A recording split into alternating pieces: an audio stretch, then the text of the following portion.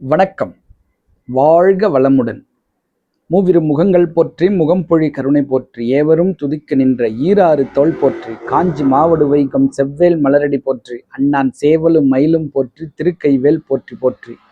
வெற்றிவேல் முருகனுக்கு அரோகரா. கடவுள் கொடுத்த கடைசி வாய்ப்பு,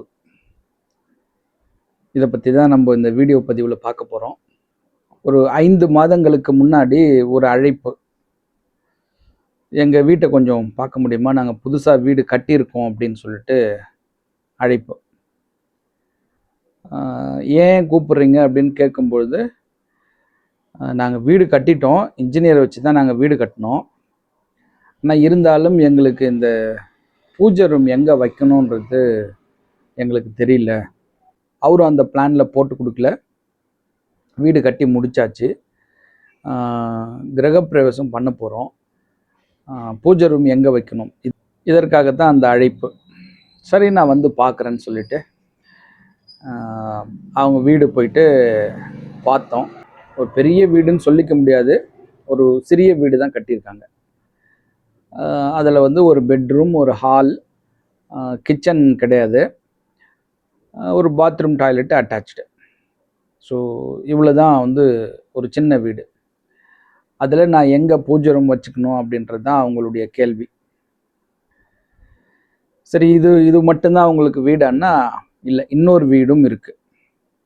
அந்த வீடு பார்த்திங்கன்னா இந்த புது வீட்டுக்கு பக்கத்துலேயே தான் இருக்குது. இந்த புது வீட்டுக்கும் பழைய வீட்டுக்கும் ஒன்றும் பெருசாக ஒரு கேப் இல்லை, ஒரு 10 அடி கேப் இருக்கும். அது பழைய வீடு பார்த்திங்கன்னா அது நிறைய பிரச்சனைகள் இருக்கக்கூடிய வீடு, அதாவது வாஸ்து குறைபாடு இருக்கக்கூடிய வீடு.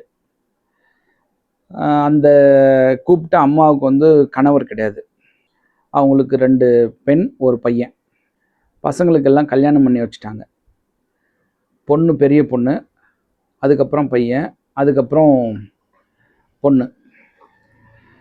ஸோ எல்லாருக்கும் மேரேஜ் செட்டில் பண்ணி வச்சாச்சு. இப்போ அந்த பூஜை ரூமுக்காக கூப்பிட்டாங்க. பழைய வீட்டில் ஒரு பூஜை ரூம். அந்த பழைய வீட்டில் இருக்கிற பூஜா ரூம் பார்த்திங்கன்னா ஒரு தென்மேற்கு பகுதியில் ஒரு பெரிய பூஜா ரூம். அது பெட்ரூமாக யூஸ் பண்ணல, அவங்க பூஜா ரூம் மட்டுமே யூஸ் பண்ணுறாங்க. நிறைய சாமி படம்லாம் வச்சுருக்காங்க. அதுக்கப்புறம் தென்கிழக்கில் கிச்சன், வடகிழக்கில் குளிக்கிறதுக்காக பாத்ரூம். வடகிழக்கு கம்ப்ளீட்டாக 2 பக்கம் மூடிட்டு பாத்ரூம் வச்சுருக்காங்க. செப்டிக் டேங்க்லாம் பார்த்திங்கன்னா அது தூரமாக போட்டாங்க, முதல்லே போட்டிருக்கிறாங்க. அது வடமேற்கு பகுதியில் மேற்கு சார்ந்து போட்டிருக்காங்க. அப்போ குடிக்கிறதுக்கு தண்ணி எடுக்கணும். அந்த தண்ணி பார்த்திங்கன்னா அந்த பழைய வீட்டுக்கு எக்ஸாக்ட் வடமேற்கு வடக்கு பக்கம் போர் இருக்குது, காம்பவுண்டுக்குள்ளாரவே. இதுதான் அவங்களுடைய அமைப்பு. அந்த கார்ப்பரேஷன் தண்ணியை பிடிக்கிறதுக்காக ஒரு சின்னதாக ஒரு தொட்டி கட்டி வச்சுருக்குறாங்க. அது வடகிழக்கு பகுதியில் மேல்நிலை தொட்டியாக தான் இருக்குது, அதாவது தரைக்கு மேலே கட்டி வச்சுருக்குறாங்க. அப்புறம் வீட்டுக்கு வடக்கு பக்கம் ஒரு அந்த 1.5 ஜல்லிலாம் ஒரு லோடு 1.5 ஜல்லி கொட்டி வச்சுருக்குறாங்க, அதுவும் வடகிழக்கு சார்ந்து இருக்குது. ஸோ நான் போய் பார்த்துட்டு இந்த பூஜா ரூம்லாம் இப்படி வச்சுக்கோங்கன்னு சொல்லிட்டு, ஆனால் இந்த பழைய வீட்டில் நிறைய தவறுகள் இருக்குது, இதை நீங்கள் சரி பண்ணுங்கள் முதல்ல, அதுக்கப்புறம் நீங்கள் வந்து சாமி கும்பிடாத கூட விட்டுடுங்க, ஆனால் இதெல்லாம் சரி பண்ணிங்கன்னா நீங்கள் நல்லா இருப்பீங்க அப்படின்னு. என்னென்ன பண்ணணும் அப்படின்னாங்க. அந்த வடகிழக்கு பகுதியில் இருக்கக்கூடிய குளிக்கிற அறையை நீங்கள் எடுத்துகிட்டு அதை ஓப்பனாக விடுங்க. வடக்கு கிழக்கு ஜன்னல் இருக்கணும். அவசியம் கிழக்கு பக்கம் நீங்கள் ஜன்னல் வைங்க. உங்களால் இப்போ வடக்கு பக்கம் வைக்க முடியலனாலும் பரவாயில்ல, ஹாலில் வந்து வடக்கு பக்கம் ஜன்னல் இருக்குது, அது ஓரளவு வடகிழக்கு சார்ந்து தான் இருக்குது. ஆனால் கிழக்கு பக்கம் உங்களுக்கு ஜன்னலே கிடையாது. வடகிழக்கு பகுதியில் கிழக்கு பக்கம் கம்பல்சரி ஒரு ஜன்னல் வச்சு திறந்து விடுங்க அந்த இடத்த. அந்த ஏரியா ஃபுல்லாக நீங்கள் ஓப்பன் பண்ணிட்டீங்கன்னா உங்களுக்கு பெரிய கிச்சன் மாதிரியும் தெரியும். அதுக்கப்புறம் என்ட்ரன்ஸை தூக்கி நீங்கள் அந்த வடகிழக்கு பகுதியில் வச்சுக்கலாம். அந்த வீடு பார்த்திங்கன்னா தெருவை விட பள்ளமாக இருக்குது. வடக்கு பார்த்த வீடு அந்த தெருவை விட ஒரு அடி பள்ளத்தில் தான் இருக்குது. ஸோ இந்த தரையை வந்து ரைஸ் பண்ணணும். இது வந்து தெற்க பார்த்த வீடுனா இந்த பள்ளம் வந்து அக்செப்டபிள் தான். ரோடு உயரமாக இருந்து இப்போ வீடு தரை வந்து பள்ளமாக இருந்தால் ஓகேன்னு சொல்லி விட்டுடலாம். ஆனால் நீங்கள் வடக்கு பார்த்த வீடுன்றதுனால இந்த ரோட்டை விட உங்கள் வீடு வந்து உயரமாக இருப்பது தான் சிறப்பு. ஆனால் இதை தூக்கி ஆகணும், தரையை தூக்கணும். அதுக்கப்புறம் வடமேற்கு போர் வந்து கம்பல்சரி நீங்கள் அதை க்ளோஸ் பண்ணிவிட்டு வடகிழக்கு பகுதியில் போர் போடுங்க. இல்லைன்னா இந்த தண்ணி தொட்டி தரைக்கு அடியில் கட்டி நீங்கள் வந்து யூஸ் பண்ணிக்கோங்க. இந்த போர் வந்து ரொம்ப ரொம்ப தவறான விஷயம். வடகிழக்கு மூடி இருக்குது. இது பல பிரச்சனைகளை உண்டு பண்ணும். அதனால் நான் நெகட்டிவாக சொல்ல விரும்பலை. இதை நீங்கள் சீக்கிரமாக சரி பண்ணிங்கன்னா நீங்கள் எல்லாமே வந்து நீங்கள் எதிர்பார்க்குற அளவுக்கு ஒரு நல்ல வாழ்க்கை உங்களுக்கு இருக்கும், நல்ல பணவரவு இருக்கும் அப்படின்னு சொல்லிட்டு நம்ம வந்தாச்சு. இது கிட்டத்தட்ட ஒரு 4-5 மாதங்கள் முடிஞ்சு போச்சு. இப்போது மீண்டும் 2 தினங்களுக்கு முன்னாடி அதே அம்மா கூப்பிட்றாங்க. சார், எங்கள் வீட்டில் வந்து நாங்கள் அந்த ஒரு 10 அடி கேப் இருந்தது, அந்த இடத்துல ஏதாவது ஒரு சின்னதாக ஒரு ரூம் கட்டிக்கலாமா, நீங்கள் வர முடியுமா அப்படின்னாங்க. சரி, நான் வரேன்னு சொல்லிவிட்டு அன்னைக்கு சாயந்தரம் போகிறேன். ஒரு 5 மணிக்கு போயிட்டு பார்த்தா அவங்க வந்து கொத்தனார்லாம் வச்சு இந்த டச்சப் ஒர்க்லாம் பண்ணிகிட்ருக்காங்க. என்னம்மா விஷயம், எதுக்கு கூப்பிட்டீங்க அப்படின்னு கேட்கும்பொழுது அப்போ ஒரு பெரிய ஒரு சோகமான விஷயத்தை ஒன்று சொல்கிறாங்க. சார், எங்கள் பொண்ணோட வீட்டுக்காரர் வந்து சூசைட் பண்ணி இறந்துட்டாரு. என் பொண்ணு நான் அங்கேயே கூட்டின்னு வந்துட்டேன். இனிமேல் நான் தான் வச்சு அவங்கள பார்க்கணும். அதனால் இவங்களுக்கு நான் தனியாக இங்கே ஒரு ரூம் கட்டி ஒரு பூஜை ரூமோ இல்லை ஸ்டோர் ரூமோ ஏதாவது நான் ஒன்று இங்கே பண்ணிக்க போகிறேன், இடம் பத்தலை எனக்கு அப்படின்னாங்க. அம்மா, நான் முதல்ல சொன்னதெல்லாம் நீங்கள் செஞ்சீங்களா அப்படின்னா, இல்லை நான் செய்யலை அப்படின்னாங்க. சரி, நான் ஒரு 2 கோவில் போக சொன்னேன், அந்த கோவில் போயிட்டு வந்தீங்களா? அதுக்கும் போகலை, எங்களால் போக முடியல அப்படின்னு சொல்கிறாங்க. இதெல்லாம் தவறுன்னு நான் சொல்கிறேன். இந்த மாதிரியான அமைப்பெல்லாம் இருக்கக்கூடாது அப்படின்னும் பொழுது அதை நீங்கள் திருத்திக்கங்கன்னு சொல்கிறேன். ஆனால் இந்த காதில் வாங்கி இந்த காதில் விட்டுட்டு அவங்க எதையுமே செய்யலை. கோவிலுக்கும் போக சொல்கிறேன், ஒரு 2 கோவில், அந்த வீட்டுக்கு ஒத்த கோவில் 2 கோவில் சொல்கிறேன், இந்த கோவில் போயிட்டு வாங்க, உங்களுக்கு அந்த செய்யக்கூடிய ஆற்றல் அந்த கோவில் உங்களுக்கு கொடுக்கும் அப்படின்னு சொல்கிறேன். 2மே அவங்க கேட்கல. கோவிலுக்கும் போகல, அந்த இடித்து ஜன்னல் வைக்கிறது, அந்த போரை க்ளோஸ் பண்ணுறது அதையும் பண்ணல. ஒரு 5 மாதங்கள் தான் ஆயிருக்கும் அநேகமாக நான் அந்த வீட்டை போய் பார்த்து. இதுக்குள்ளார அவங்களுடைய மருமகன், முதல் மருமகன் சூசைட் பண்ணி சுருக்கு போட்டு இறந்துடுறாரு. நம்ம வந்து வடகிழக்கு ஓப்பன் பண்ணி வைங்க, வடகிழக்கு ஓப்பன் பண்ணி வைங்க. கிழக்கு பக்கம் ஆண்கள் சம்மந்தப்பட்ட இடம், வடமேற்கு பெண்கள் சம்மந்தப்பட்ட இடம், அதுவும் மனம் சம்மந்தப்பட்ட இடம்னு சொல்கிறோம். அதாவது அந்த செய்தி கேட்ட உடனே என்னால் வந்து தாங்கிக்க முடியல. சொல்லியும் இவங்க செய்யலையே, என்ன இது நம்ம அப்படின்னு சொல்லிட்டு என்னால் ஒரு தாங்க முடியாத ஒரு மன வேதனை அந்த இடத்துல. அதுக்கப்புறம் எனக்கு அங்கே அவங்கக்கிட்ட பேசுறதுக்கே எனக்கு வந்து மனம் கிடையாது. இப்படி சொல்கிறத கேட்காத மக்கள்கிட்ட நம்ம என்ன பேசி என்ன பிரயோஜனம்? நீங்கள் இதெல்லாம் கட்டாதீங்க, அப்படி கட்டினீங்கன்னா அது முழுசாக தான் கட்டணும், பாதியெல்லாம் கட்டக்கூடாது. அந்த இடத்துல முழுசாக கட்டினீங்கன்னா இந்த பழைய பில்டிங்கும் புது பில்டிங்கும் சேர்ந்த மாதிரி ஆகிடும். முழுசாக கட்டுற மாதிரி ஒன்றா பாருங்கள். சின்னதாக நான் ஒரு 6 அடி மட்டும் கட்டிக்கிறேன்னா அது தவறு. மேலும் மேலும் தப்பு பண்ணாதீங்க. ஏற்கனவே சொன்ன அந்த ஜல்லி கொட்டினதை எடுக்கலை, ஒரு 5 மாதமாக அங்கேயே தான் இருக்குது. அந்த ஜல்லி வெளியே உங்கள் வீட்டுக்கு அந்த வடகிழக்கு பகுதியில் கொட்டி வச்ச ஜல்லி நீங்கள் எடுத்து நான் வேறு பக்கம் கொட்டுங்கன்னு சொன்னேன், அதையும் கேட்கல. அதுக்கப்புறம் கிழக்கு பக்கம் ஜன்னல் வைங்கன்னு சொன்னேன், அதையும் கேட்கல. அந்த பாத்ரூம் அங்கே யூஸ் பண்ணாதீங்க, உடச்சி எடுங்கன்னு சொன்னேன், அதையும் கேட்கல. போரை மூடுங்கன்னு சொன்னேன், அதையும் கேட்கல. வீட்டு தரையை தூக்கணும்னு சொன்னேன், அதையும் செய்யலை. இப்போ நீங்கள் வந்து அந்த அந்த பெண் பார்த்தீங்கன்னா ஒரு பெரிய ஒன்றும் வயசான பெண்ணெல்லாம் தெரியல, ஒரு 35 வயசு தான் இருக்குன்னு நினைக்கிறேன். ஸோ இந்த வயசில் வந்து அவங்க கணவனை இழந்துட்டு ஒரு பொண்ணு ஒரு பையன் இருக்காங்க, சின்ன பசங்க. பார்க்கறதுக்கு ரொம்ப கஷ்டமாக இருக்குது.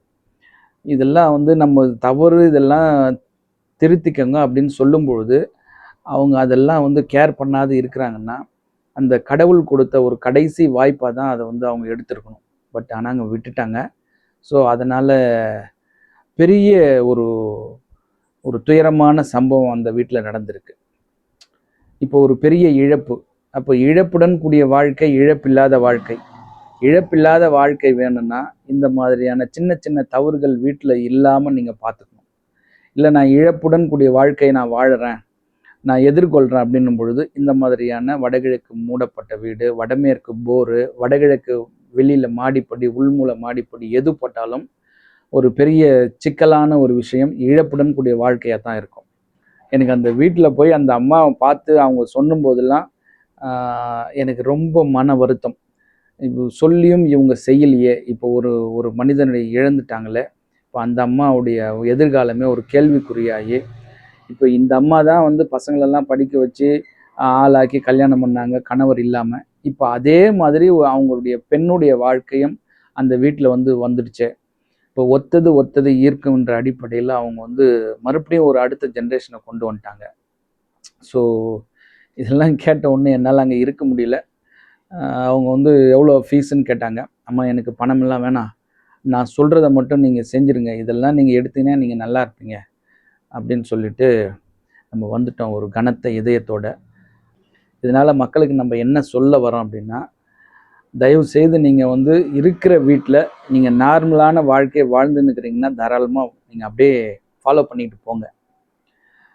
இப்போ ஒரு வாஸ்து கன்சல்டன்ட், ஒரு ஜோதிடரை கூப்பிட்டு நீங்கள் கேட்குறீங்க அப்படின்னும் பொழுது, உங்களுடைய வாழ்க்கையை கேட்குறீங்கும் போது அந்த ஜோதிடர் என்ன சொல்கிறாரோ அதை செய்யுங்க. அது என்ன பரிகாரமாக இருந்தாலும் சரி செஞ்சுருங்க. உங்களுக்கு மன திருப்தி இருக்கும். ஏதோ ஒரு வகையில் அந்த பரிகாரத்தினால நீங்கள் காப்பாற்றப்படலாம். இல்லை ஒரு வாஸ்து கன்சல்டண்ட்டை கூப்பிட்டு நீங்கள் உங்கள் வீட்டை காட்டுறீங்க அப்படின்னும் பொழுது அவங்க எதெல்லாம் தவறுன்னு சொல்கிறாங்களோ ஸ்டெப் பை ஸ்டெப்பாக எதை முதல்ல செய்யணும், எதை ரெண்டாவது செய்யணும், எதை மூணாவது செய்யணும் அப்படின்னு சொல்லிட்டு கேட்டுட்டு அதே மாதிரி நீங்கள் செய்யுங்க. இல்லை அப்படின்னா அவங்க ஏதாவது கோவில் சொல்கிறாங்க, வேறு ஏதாவது உளவியல் ரீதியாக அவங்க வந்து தான தர்மம் பண்ண சொல்கிறாங்க, சாப்பாடு போட சொல்கிறாங்க, இல்லைனா பொருட்கள் வாங்கி பல நாளுக்கு கொடுங்க அப்படின்னு சொல்லிட்டு ஏதாவது சொன்னாங்கன்னா அதை செய்யுங்க. அதனால் நீங்கள் காப்பாற்றப்படுவீர்கள். ஸோ அந்த அம்மா எதையுமே செய்யலை. அதனால் இப்போ அவங்க வீட்டில் வந்து ஒரு பெரிய ஒரு இழப்பு, வாழ்க்கையே இப்போ வந்து ஒரு பெரிய போராட்ட காலமான வாழ்க்கையாக மாறிடுச்சு. இதெல்லாம் பார்க்கும்பொழுது ரொம்ப கஷ்டமாக தான் இருக்குது. அதாவது பணம் ஒரு பக்கம் மக்களுக்கு வருது அப்படின்னா மற்றதெல்லாம் அவங்க பார்க்க மாட்டேன்றாங்க. அப்படியே யாராவது சொன்னாலும் அதெல்லாம் பார்த்துக்கலாம் சார், நான் செஞ்சுக்கிறேன் அப்படின்ற ஒரு அசால்ட்டான ஒரு மனப்போக்கில் போயிடுறாங்க. இப்போ அந்த வீட்டில் நீங்கள் கேட்கலாம், எப்படி வந்து அந்த மருமகன் இறந்தாப்புல அப்படின்னு சொல்லி. இது எப்படின்னா, இப்போ வடகிழக்கு பகுதி நம்முடைய முகப்பகுதின்னு சொல்கிறோம்.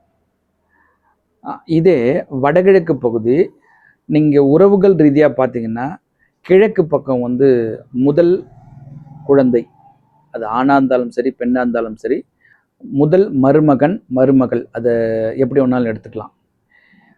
அதுக்கப்புறம் பார்த்தீங்கன்னா நீங்கள் வடமேற்கு பகுதியை பார்க்கும்பொழுது அது மனம் சம்பந்தப்பட்ட பகுதி. அதாவது ஒரு ஒரு மனிதனுக்கு வந்து மனம் மாறிக்கினே இருக்கும். அதாவது ஏன் மனிதன் அப்படின்னு சொல்கிறோம்னா, மனம் சொல்வதை தீர்மானிப்பதால் மனிதன் என்று சொல்கிறோம். அப்போது மனம் என்ற பகுதி ஒரு வீட்டில் எங்கே இருக்குது அப்படின்னா அது வடமேற்கு பகுதியில் தான் இருக்குது.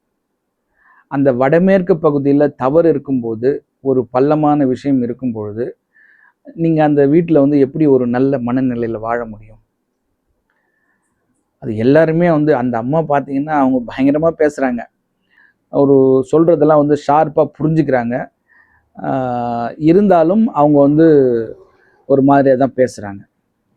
அந்த அந்த மாதிரியான பேச்செல்லாம் வரதுக்கு காரணம் என்னன்னா இந்த வடமேற்கு பகுதி. அப்போது இந்த முதல் குழந்தை பாதிக்கும், முதல் மருமகன் பாதிப்பாப்பில் அப்படின்னும்பொழுது அதுக்கு காரணம் பார்த்தீங்கன்னா அந்த வடகிழக்கு பக்கம் கிழக்கு பக்கம் ஜன்னல் கிடையாது. அப்போ கிழக்கு பக்கம் ஜன்னல் இல்லைனாலே அங்கே வந்து ஆண்கள் பாதிக்கப்பட போகிறாங்க, அவங்களுக்கு வந்து ஒரு மன அழுத்தம் வரப்போகுது, ஒரு டிப்ரெஷனுக்கு அவங்க போயிடுவாங்க.